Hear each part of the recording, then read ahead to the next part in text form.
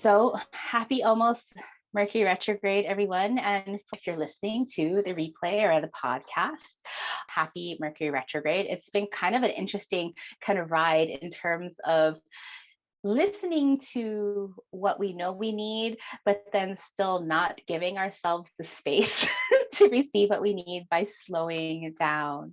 I didn't prepare any charts for this. So if you have your own chart, you can use any chart that you want. We'll be talking a little bit about some personalizations by taking a look at what natal energies might be impacted. So today I had this plan of talking about Mercury retrograde in terms of like how we can intentionally work with it in our visionary work, in our change-making entrepreneurship. But as I was Jeff and I were putting our things together and doing some other work, we clearly got some messages that Spirit was like, can we not talk about work so much as can we talk about getting down to the roots of everything? And so we have our Mercury retrograde that's starting up on Friday, and it's going to be going through Libra, the sign of connection, the sign of our ideal customers, partnerships, and harmony. And we know that, and then it's going to backtrack to Virgo about our processes, our service to others, our reorganization. And when Mercury retrograde goes in, it has this cycle 3 times a year when it goes in retrograde, it gives us a chance to relearn, rethink, reorganize, redo. So how perfect to kind of reorganize in our work, our relationships with clients, and how we serve them, right? Perfect analogy. And Spirit's like, nope, that's not what we're going to be talking about today. Today, I really want us to hear about I am loved and whole, right? That idea of love and connection in our relationships, and like that wholeness instead of perfection from that Virgo energy. Yes, it does relate to our work and how we show up in relationship and how we show up in service to others without that hustle culture, without that kind of that perfectionism and that go, go, go energy, right? So it's still all interrelated, but you may know that I've been kind of on this, I've been on this decolonization journey lately. What does decolonization mean to people? Where are you on your journey? Or you're like, what the heck are you talking about, Leslie? I'm prepping for my semester this semester. Ooh. And obviously in the fall semester, I always do a day about Thanksgiving. And we look at Norman Rockwell paintings, and we talk about it in terms of what the ideal is there and kind of how that ideal has changed and things like that. And we have this conversation.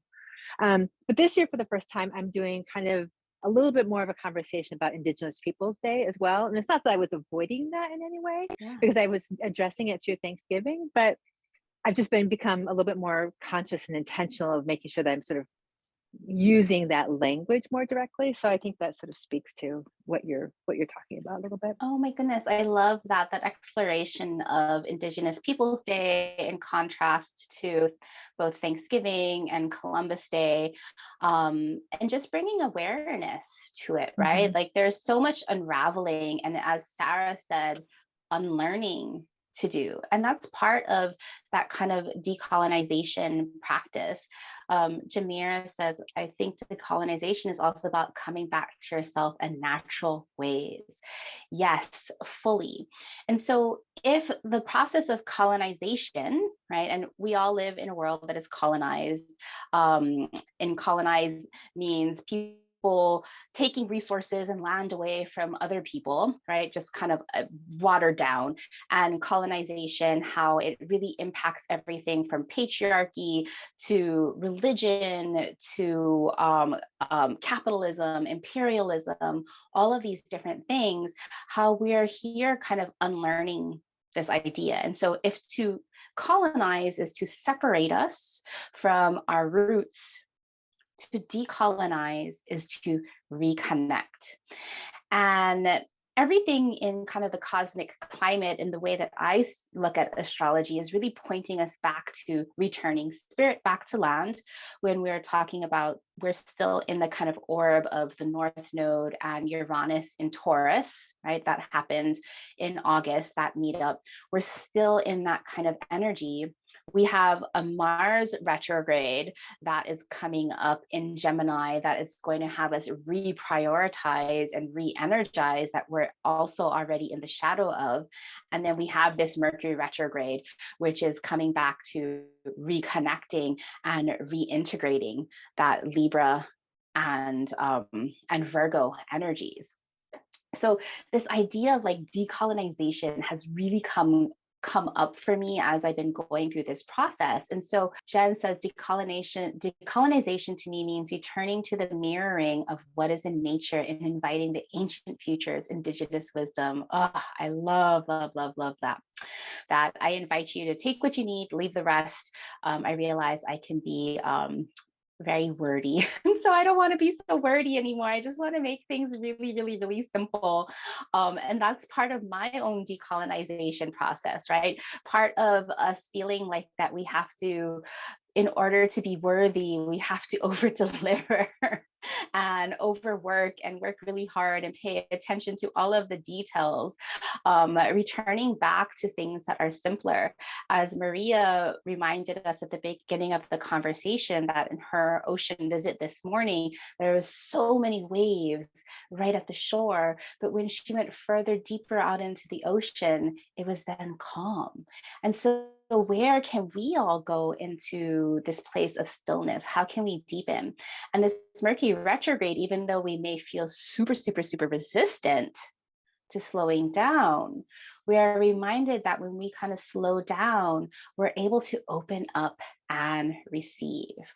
And so as I was putting things together for today, I came up, or I co-created, Spirit co-created with me, really, really was sending me all of the signals and the messages from all the conversations and everything that I was reading on social media today.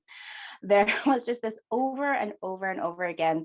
When I was taking my shower this morning, Spirit was like, we have to talk about reconnecting and rerouting. And so the 7 things I really want us to take away, like we'll go through the details about all of the schedule of this Mercury retrograde and how we can personalize it and really set intentions in our work. But the really things that I really want you to come away with is when we are doing this Mercury retrograde of rethinking, relearning, redoing, reorganizing, it's a lot of, as Sarah said, unlearning. Okay, so 7 things to decolonize your thinking during this Mercury retrograde in Libra and Virgo. Like, how perfect. I mean, I can't make this timing up, right? This is like so beautiful. So the number one thing that came to me is receive your truth, right? When Maria was sharing about slowing down and going to the stillness of the deeper water instead of the shallow parts of the shore where things started to settle down, she could hear again. She could hear in that stillness. And so when we are receiving our truth during this Mercury retrograde, it's we are choosing to opt out of overthinking, overanalyzing, second guessing our truths, right? That Virgo energy, super easy to overthink, overwork, overdo. That keeps us away from our truth, right?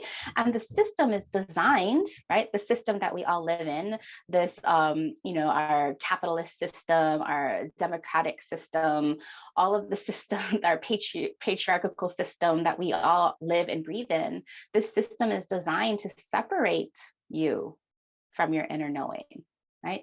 Keeping those waves going of chaos at the shore. When we can opt out and say, no, just like Maria, we're going to swim a little bit deeper. We're going to get on our board. We're going to go a little bit deeper. Here's the calmness, right? Has anybody kind of felt this call to receive your truth? Yeah, Jamira, can you share a little bit? Do you mind? And then Andrea, I'd love to hear too after Jamira. Yeah, this is really interesting, especially because Virgo and Libra are both my first house. I'm a Virgo rising. So I feel this truly like deep down in my soul. I recently gosh, it's been more than 6 months now, put the tarot reading and human design part of my business on hold. I was really burnt out from it. And I recently kind of have been working to relaunch it. And I have felt that deep down of like, this is my truth. This part of my business is part of my truth. I need to actually start projecting myself out there and, receiving those types of invites. And also with the timing, I keep having the thought, I need to be laser focused. I need to just, if I'm more focused, this can just happen faster. And I need to continually remind myself, like, that's not real. Like, time for one is relative. It can happen as fast as it needs to happen. And by slowing down, that's actually going to make things happen faster. So all of this truly for me is like 100% spot on. Ooh, so many things to even unpack there. The more I slow down, time will move faster, right? That's the second time I heard that message today. So we're going to share that yes. as a signal. And then also this idea of time and rushing through things, right? That's a very colonized way of keeping on track and like squeezing every ounce of energy from labor. So thank you, Jamira. Andrea. Yes, so this is really speaking louder than anything. I just yesterday wrapped up the launch of my third summit, and the end product of it was the launch of my app. And I decided on Friday to simply let go, like step off the pedal and allow people just in as beta testers in exchange of feedback so I could really recoup and get the most out of the full experience to then on launch full on. So talk about letting time tell and coming back to center. And yes, this is the no hustle app. So I could absolutely go ballistics and, shout from the rooftops, but I really believe in what I'm embodying because it's my truth. There's no need to hustle.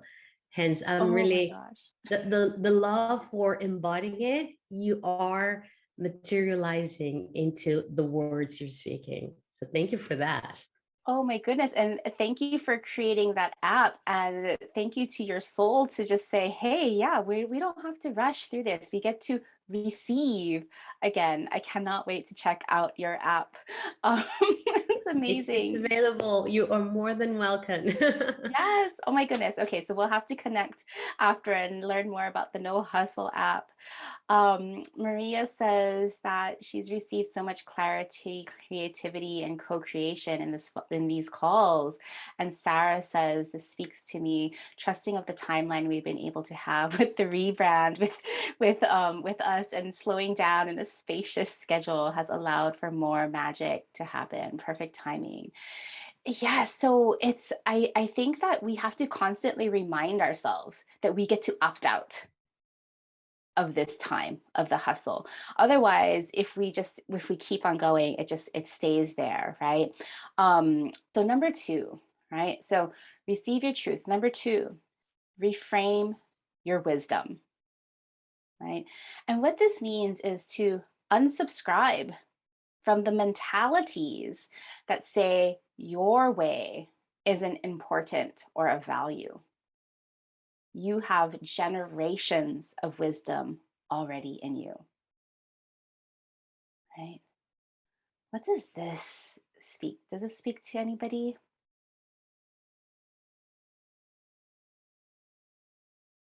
I think, for me, as things come through, is that I've been talking a little bit about colonial mentality in terms of the definition of colonial mentality is if you are somebody who's oppressed or colonized, that you, after generations, you don't see your own culture as valuable, right?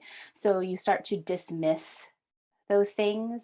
And so when we're reframing our wisdom, it's returning back to knowing that what we know, what's part of our DNA and our heritage and our culture is of value, I would love to add that it doesn't need to be hard to share our wisdom, because most of the time we're always in the mentality of, I don't know enough yet in order to share, or I'm not prepared yet. And it's like, we always have to be doing and learning and, adding more in order to get to that point of being ready. And the truth of the matter is that the simple fact that you're thinking about it is because you know it. The simple fact that you're feeling it is because you know it is in you. So it's only a matter of dare to speak it, to share it, and let it flow, because universe will take care of the rest, right? Yeah. So what I hear you saying is like, it's also like opt out of the overthinking and the overdoing Yes. in order to reframe your wisdom, that it's already in you. Yeah. And Sarah says that you might not need more certifications to know, right? No more letters and degrees after your name in order to do your powerful work. And Jen says, in my work, I've been discussing what does it mean to become the royalty of the reframe. Ooh, the question that Will Smith used was, how can I make this moment magical? Back to the time in conversation, I was reminded of a metaphor that we all receive a bank account with $86,400 deposit each day. Ooh, and we get to spend it all each day. There's no cash transfer between days, and it's important to spend each penny in that way that fuels us.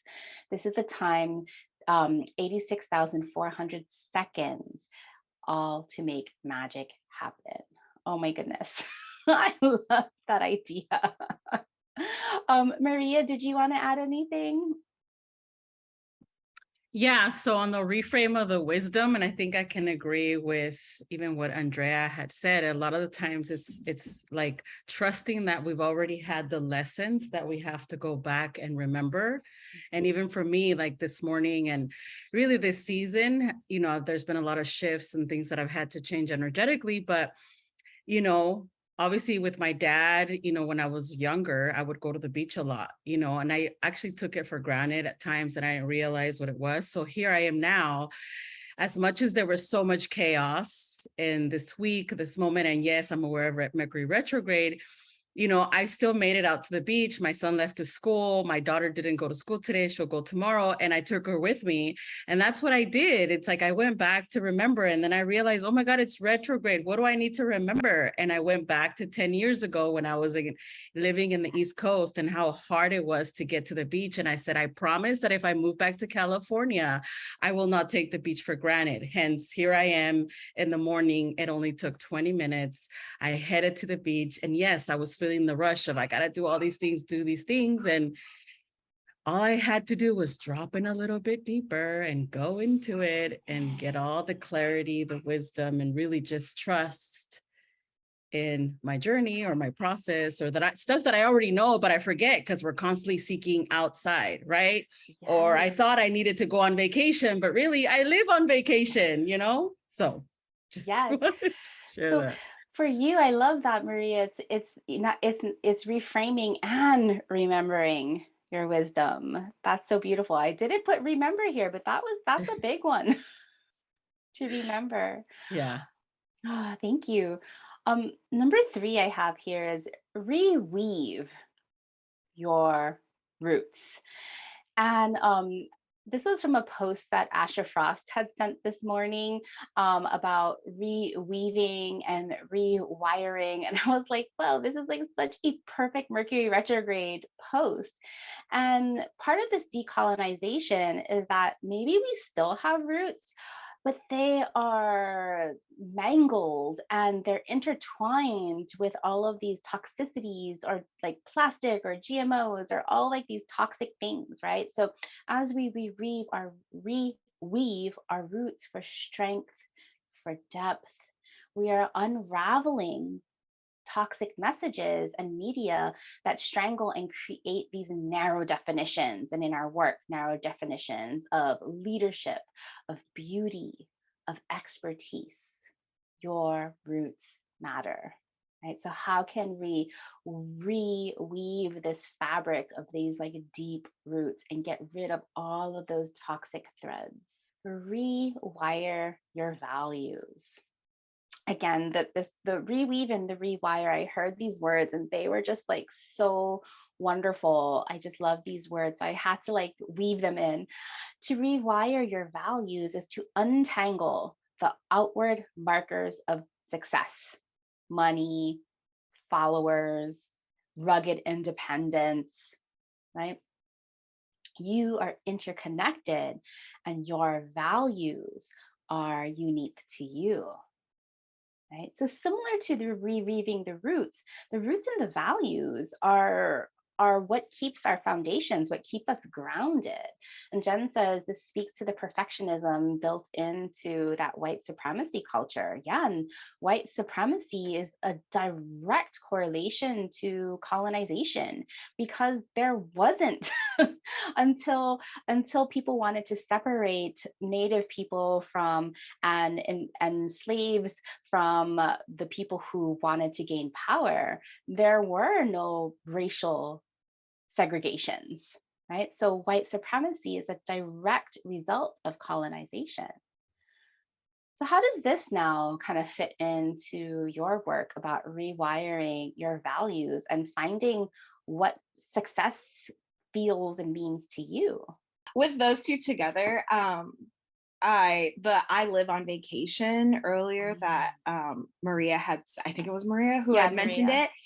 That aligns so much with my own life philosophy. I always wanted to feel like I'm on summer vacation. Like I just think of like, I don't know, being younger and being on summer vacation. I was home alone a lot and I love just being in my own space and doing my own thing. And I just, all of those feelings of just it being summertime and that, I really want that to be my own philosophy. And I've been doing a lot of work detangling my thoughts around, well, summer vacation's not making you any money. And oh my God, this, is due then. And oh, well, if I, a lot of it's around money and my own thought process on money and survival and really untangling the fact that like they have nothing to do with each other. Like, if people are in dire situations, they're never like, oh, I'm glad I had money in my bank account. They're like, no, I'm glad I had food, shelter, like things like that. So those two together, it's like knowing my own values might not align with, colonization, but that's okay because it's more natural for me. And that untangling is just work I need to do. So I don't know, those two together, I'm kind of rambling, but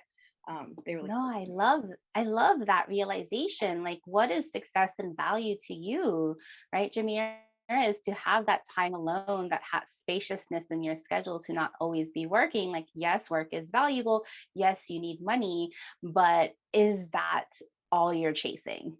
Yes, to me, this speaks more on, the value of, money for sure, but also, our priorities, family, even time, right? How we choose to allocate and set priorities.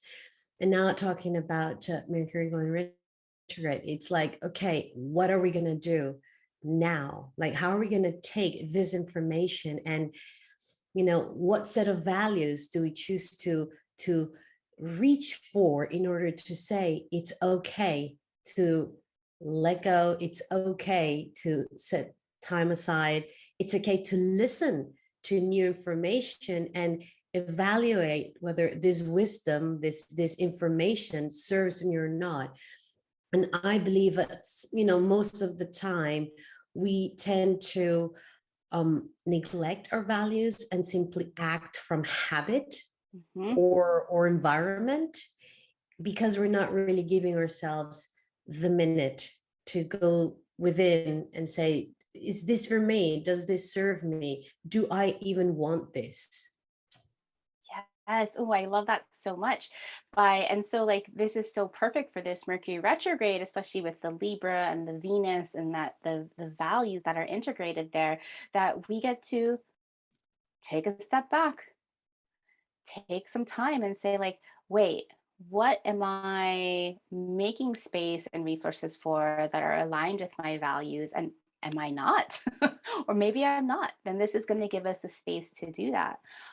Jen says that recalibration is the word that strikes me as a value and rooted to well-being. Indeed, the scarcity lack narratives around money seem to be pervasive in colonized mindset. Yes, because that colonized mindset direct relationship to capitalism, white supremacy culture with power over versus the collective approach to collaborative power within, right?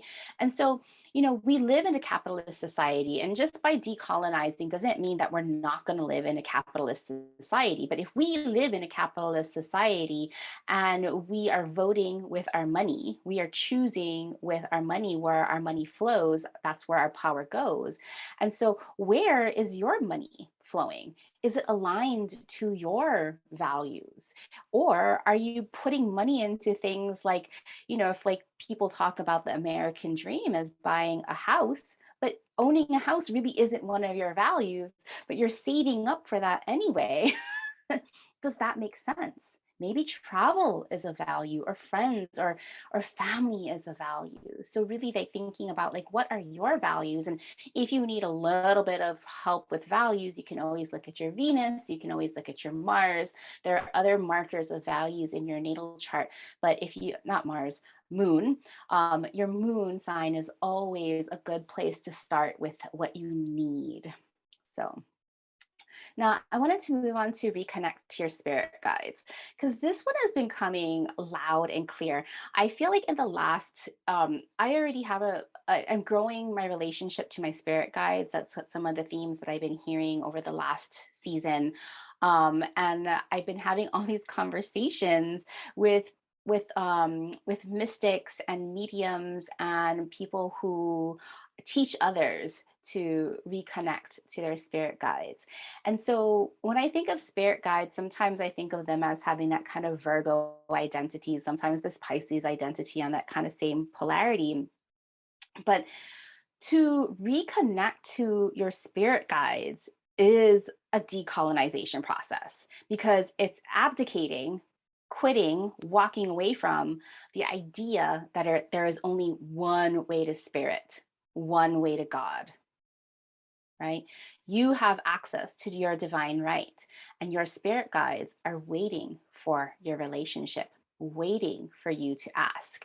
And, I've been talking a lot about setting intentions and asking the right questions lately. And sometimes it's just being able to really learn how to ask your spirit guides and ask those right questions, and they will show you the way, right? Does anybody have any relationship to reconnecting to your spirit guides? So really quick, because I personally feel, in my own journey, it's, for me, it was like I wanted to redefine the term, what spirituality meant for me and how I connect with spirit. And in the end, and in my current process, I feel like when I took it apart, it was really creating a ritual with my own spirit. That's what it meant. And when I create those rituals, it's finding stillness, and kind of like what you just said. If not, I'm not making the time to connect with my own spirit, and I'm asking, am I really, really, really open to receiving if I'm not taking the time to listen?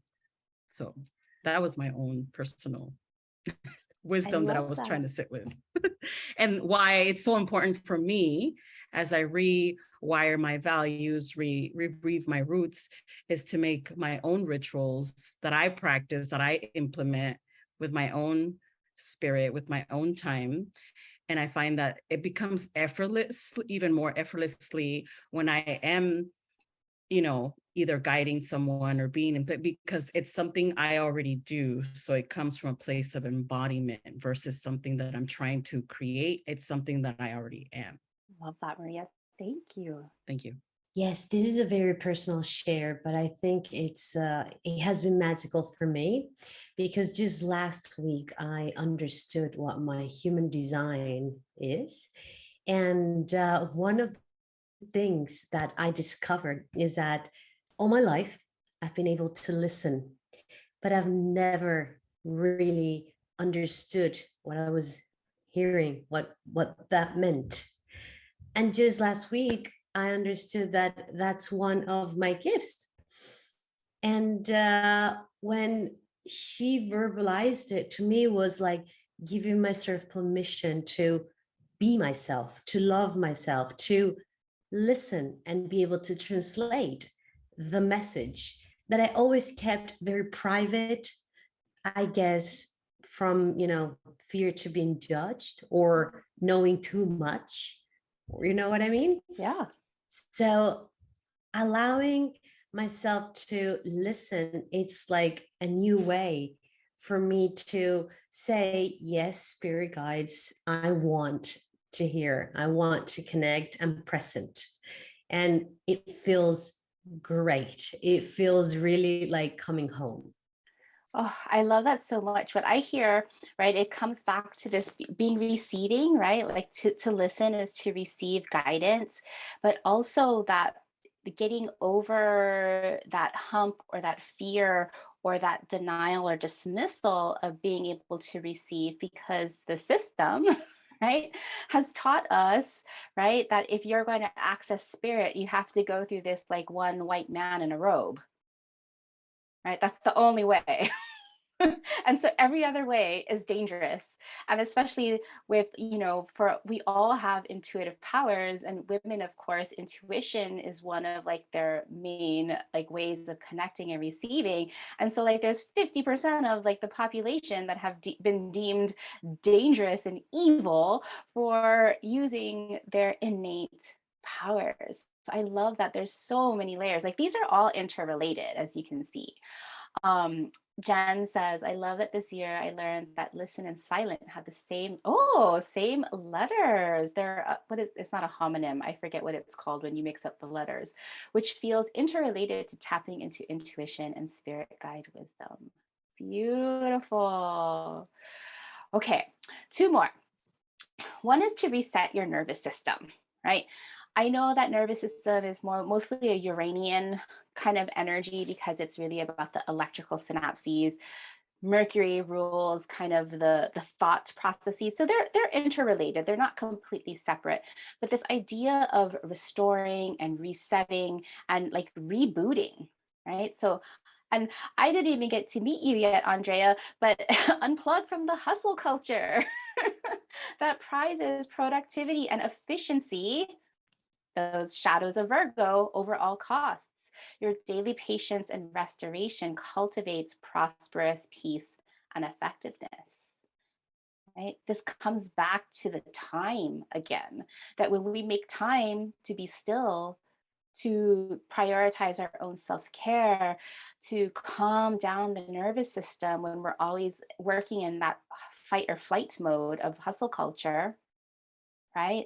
That no, during this Mercury retrograde, it's like, hey, push pause, reboot, defrag, you know, on our nervous system.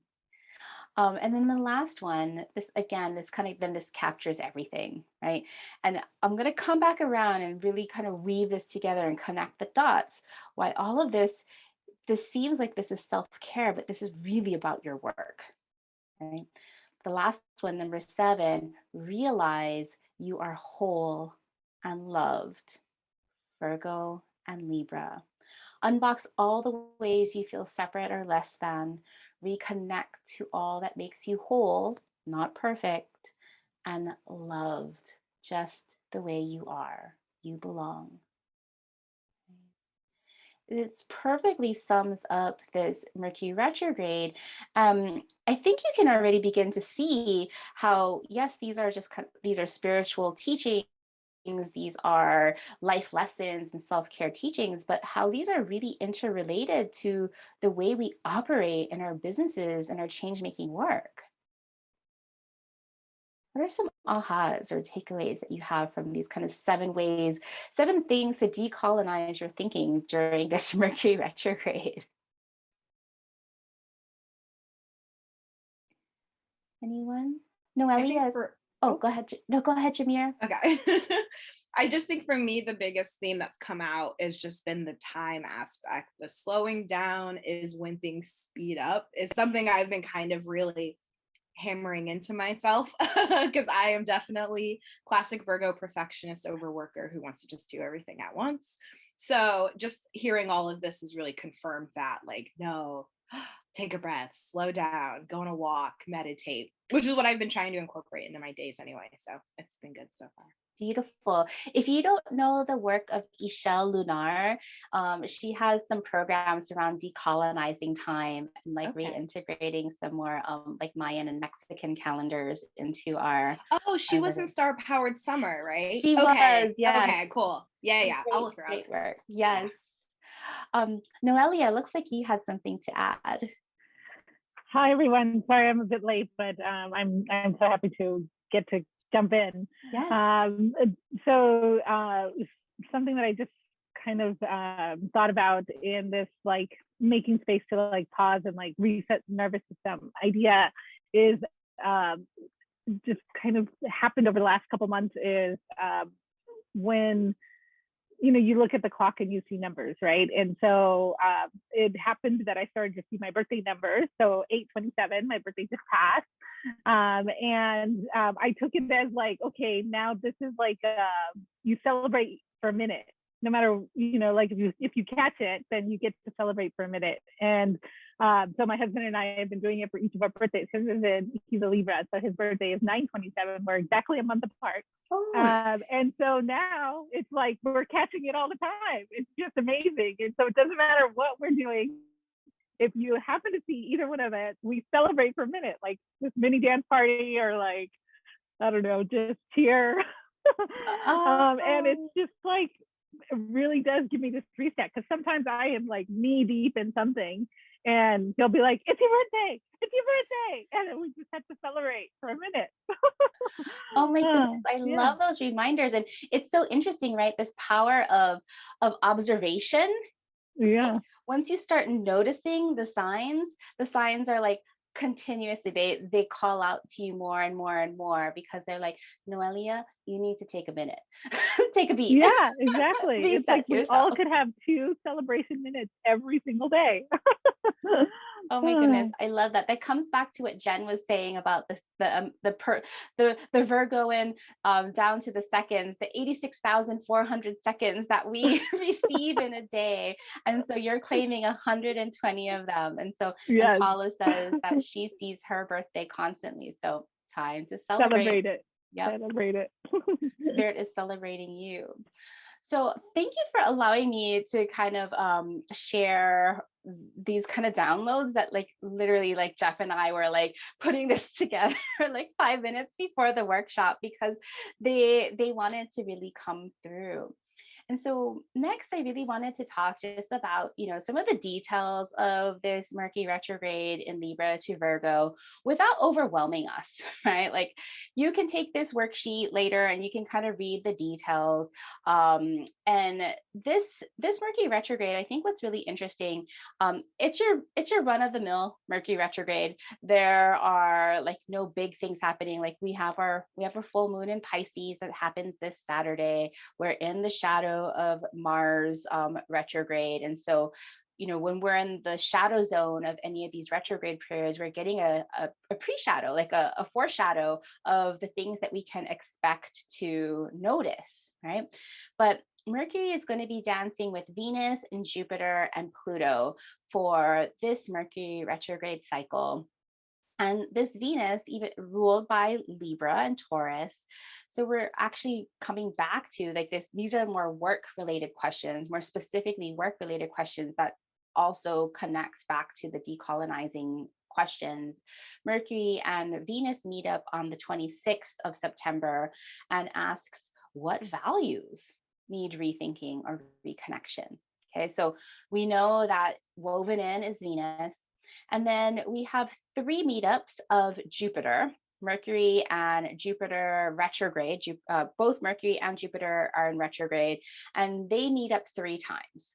And so the first time they met up was a couple of days ago, 5 days ago. Then they'll meet up again on September 18th, and then again in October. And when Jupiter is involved, Jupiter is asking you to decide. Oppositions are decisions, and Jupiter wants you to go big. Go big with your beliefs, go big with your, and Jupiter's in leadership Aries. So go big with your own leadership and self-direction. What do you need to believe in yourself, that you are going to decide to believe in yourself to be a leader? And what are you going to decide that you can easily, wholeheartedly exceed your expectations? Jupiter wants you to go big. Jen asks, if we were natally born under a planet in retrograde, how does that relate to the transiting planet in retrograde? Yes. And so if you are a proud owner of a Mercury in retrograde, which 20% of us are, or even if you have like Mercury in Pisces or something that's kind of just swimming along, it's almost like being born with a Mercury retrograde, then these three times a year times when Mercury is resetting things is going to feel like home, right? It's mostly the personal planets, Mercury, Mars, Venus, that when they are in retrograde in your natal chart, that you're going to feel them more intimately. It just means that those normal processes of Mercury, like thinking and communicating and expressing and understanding and perceiving, are atypical. Right? They don't happen in your colonial logical ways, like A plus B equals C. They might be like A divided by the square root of something, and we're going to go on this like little chutes and ladders, and then we're going to come back. Oh, now we're at C. Right? So it's like the scenic route. It's atypical. It's wonderful. So if you have a Mercury in retrograde, you likely don't learn things through just the logical thinking, reading. You have to embody it. You have to do it. You have to be action upon it. It has to like come through your body before you can logically understand it. Right? Unfortunately, our education systems also have this very narrow definition of how we pass on information that works for such a small percentage of the population. And that if you don't fit in these tiny confines of easily picking up information through reading, then you're deemed like not capable, right? Terrible, because there are infinite ways of learning. So I think that answers your question, Jen. Yes, Maria, feeling into your body first before you learn. Yeah. And so Mercury and Jupiter will be dancing. And then, of course, Mercury and Pluto will also be trining. And so this means with the Pluto, the power of transformation. And sometimes, we don't talk about Pluto because we fear Pluto, right? But we know that Pluto is not Bruno, and Bruno is just trying to hold the house together, right? So Pluto really is here to transform and to distill by asking you to break down, like excavate, get rid of, right? And this time Mercury and Pluto are in trine. So this is a real harmony, okay? So the more that you examine, the more that you dig deep, the more that you excavate and peel back the layers or go into the middle of the ocean or dive down, the more you're going to have that space for clarity and re-examination. Like, so beautiful. So beautiful how, we're talking about these things and it's already written in the stars. We're already experiencing this in the climate. And so one of the reasons why I wanted everybody to grab their chart is because when I'm looking at a chart to see how this Mercury retrograde is going to impact us, we're looking at a circular chart right now that shows Mercury is stepping on the brakes at 8 degrees of Libra, right? It's been traveling to 8 degrees of Libra over the last couple of weeks. And on Friday, it's Libra, like Mercury is on 8 degrees of Libra. It's just hanging out. Like at its fastest point, Mercury can be moving like 2.5 degrees a day. Okay. So when Mercury is standing still, like it is right now, before it goes into reverse, that's where we're feeling the most intensities, right? Because like all of a sudden, this planet that is always on the go is like standstill. And so that kinetic energy of Mercury just kind of like buzzing right in that one spot of 8 degrees of Libra. So if you have anything at 8 degrees of Libra or 8 degrees of any cardinal signs, because Libra is a cardinal sign, if you have it in Aries, it'll be opposite of Libra. If you have it in Cancer or Capricorn, they'll be squares. And so if you have any planets around that kind of 8 degree mark of Libra in any of those cardinal signs, you're probably feeling the effects of this like even much, much, much more. Okay. Those oppositions and those squares are always those points of energizing, right? There's a lot of energy that wants to resolve. Now, if you have anything in Aries or Gemini, the air signs, Aries, Gemini, and Libra, those are going to be in trines by element, by air element. Those are going to feel harmonious, right? So those trines, if you have anything around Aquarius of 8 degrees or Gemini of 8 degrees, it's just going to feel like clarity, like a little bit of flow. Okay. And so as Mercury goes backwards over the next couple of weeks, back to 24 degrees of Virgo, I want you to take a look at your natal chart. When you get the chance, you can do it here, you can do it later, and see if you have any natal planets or angles. So your rising, your descendant, your midheaven, your imam cole in that area. If you have any of those natal energies between those degrees of Libra, 8 degrees, all the way back to Virgo, 24 degrees, you know that this Mercury is just going to be hovering, highlighting back and forth, saying, hey, let's rethink this process in my chart, right? In your chart. Sarah says that this Mercury retrograde is opposing her Aries sun. Yeah, so the process of the sun is to create, it's to radiate, it's to shine brightly and brilliantly, right? And so in Libra with this Mercury retrograde is asking Sarah to rethink how she shines brightly in relationships, right? Is Sarah making her needs known? Is Sarah putting her priorities first? Is Sarah maybe dimming her light in relationships so she doesn't outshine somebody else? Right? I hope that's not the case, Sarah. And then Jameer, your rising sign is exactly at 24 degrees of Virgo, right? So your leadership, your role, the way you present yourself is coming under rethinking, right? And you shared that, like, I'm gonna come out of the closet with my woo. Integrating the strategies of human design in your work. Beautiful. And so Jen said air signs, Aquarius and Gemini and Libra. Sorry if I might have said Aries thanks to Mercury retrograde, but I did mean Aquarius, Gemini, and Libra.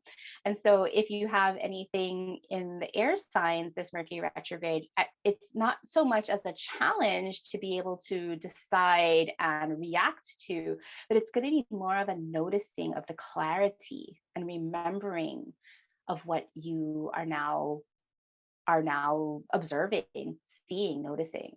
And Paula, I have Pluto, Jupiter, Uranus, Moon at the end of Virgo.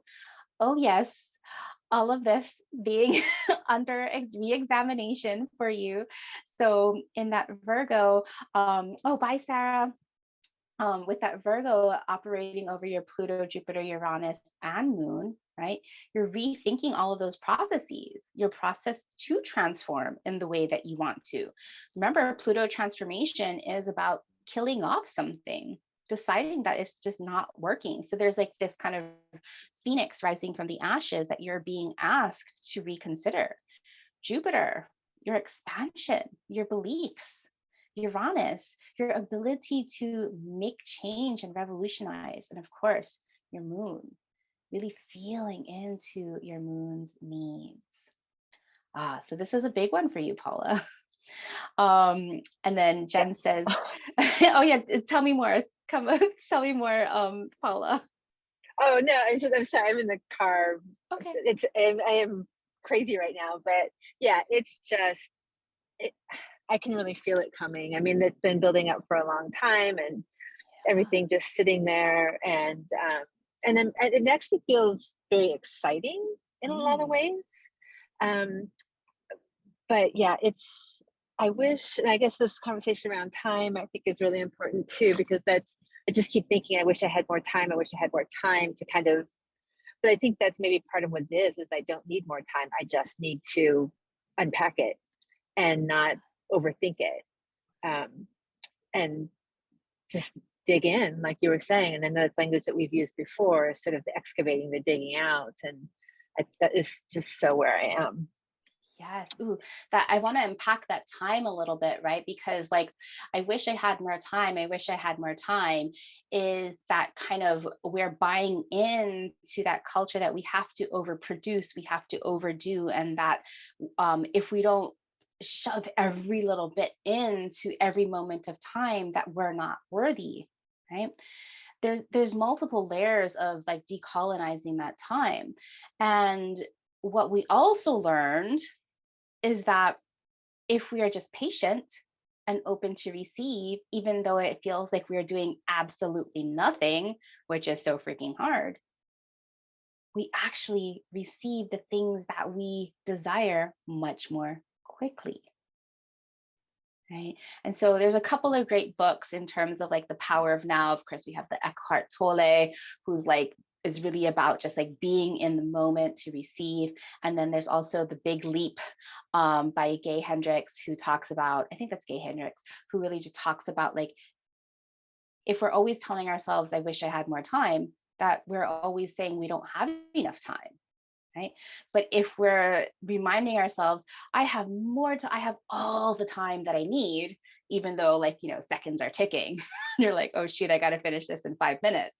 I have all the time I need. Then all of a sudden something quantum happens and we get into this bubble and it's like, poof, it's done. Right. That time doesn't have to be so linear, that only in our colonial mentality is time so linear. So that's a little bit deeper to unpack, but I think because you have Pluto and Uranus and Jupiter all involved there, that you have that ability to go explore the wildness of that all. Yes, I think so too. I think I can see it. I see it. Yes. Beautiful. And then Jen says her natal Mercury retrograde in Virgo, 19 degrees. And then this is going to be transiting her 11th and 12th houses, and also, activating Pluto. And so when we're looking at the kind of the planetary transits, meaning Mercury activating our natal planets divided by these squares or trines or oppositions or even conjunctions, Mercury is asking us to re-examine and rethink and unlearn the processes of those planets, right? Those planets represent a process in our life and our work. Now, where Mercury is transiting the area of our chart by house shows us what areas of our work and our lives need reconsideration, rethinking, reconnection. Right. So for Jamira, that first house, right? And most of us, we may have one or two houses. So I would prioritize the house that wherever the house, like whatever house cusp is being transited over. So even though, for Jamira said that 24 degrees of Virgo is her 24 degrees or 19 degrees of 24 degrees of Virgo is her rising sign, that it's going to be going over both her 12th house and her first house, but it's going over her rising sign, her ascendant, which is the doorway into the first house. So I'd prioritize that kind of first house learning. So if you have like 4th house and 5th house, what is mine? 3rd house and 4th house, because it's going over the doorway of my 4th house, I'd be prioritizing the 4th house. Okay, so for first house people like Jamira, really rethinking her leadership role. If you're a 2nd house person, this would be about your valuable relationships. If you're a 3rd house person, your communication collaborators, like who can you co-promote with, essentially. Your 4th house, your family, your sacred spaces in your work, your sacred communities in your work. 5th house, your children or your fun time, passionate co-creators. 6th house, service to others and the people that help you run your business as employees. Seventh house, your partnerships and your soul customers, even in your personal relationships, rethinking, those most intimate relationships. In the eighth house, your transformational accomplices. Also, like if you're thinking about a loan or shared money, eighth house could be something that you're rethinking. Ninth house, your explorer comrades, maybe looking for a new book publisher or book agent, or maybe looking for more PR. 10th house, your goal getters. 11th house, your social impact allies. And of course, 12th house, your soul, your spirit guides, and your wisdom. So, looking at where in your chart by house, the area of the chart that Mercury is retrograding and highlighting shows you what part of your work and your life and your business need reconsideration. Okay. And then I have some questions for those of us in class, some journaling questions that if you choose to deepen this work, you might have your cup is already full because we've discussed so many things and your spirit guides have already told you what you need to reconsider. But if you want to go deeper, there are some more journaling questions. And then, of course, our schedule. So Mercury doesn't go retrograde officially until Mercury goes retrograde on the 9th. Oh, there, the 22nd. There we go. September. Oh, thank you, Jeff. September 22nd, the midpoint. Okay. So all of these retrogrades, they come in these different phases, and you can think of them as just like a moon phase, where they have like the beginning phase, the end phase, the culmination phase. And the culmination phase is really that midpoint that on the September 22nd. And then Mercury will go direct again on October 2nd. And then it will leave the shadow zone on the 17th. And by the time we leave the shadow zone on October 17th, we're going to already be in that Mars retrograde, because Mars retrograde starts on October 30th. Or I guess we won't exactly be there, but we will. Mars retrograde, that cycle's already beginning. So they're really integrated, as you can feel. And my powers of discerning detailed information have already said bye-bye. So we're going to stop that. We're going to say that our cups are full. Again, this Mercury retrograde is perfect timing because it's our chance to reset, right? Mercury retrograde happens 3 times a year, and it is the cosmic reminder that says, time to slow down, not to slow down to be like, oh, I want to keep going, but specifically because you want to keep going. Right? So choose to reset before your computer crashes is essentially what that means. So everybody go out, rest, gain some clarity, and of course, share with me your ahas. Feel free to DM me on Facebook or Instagram, wherever you love to connect with me, my friends. All right, everyone. Talk to y'all soon. Bye. If you love this podcast, please consider doing me a favor and heading over to Apple iTunes and leaving me a rating and review. Your rating and review helps this humble podcast get seen and found by more listeners like you. Please share the love.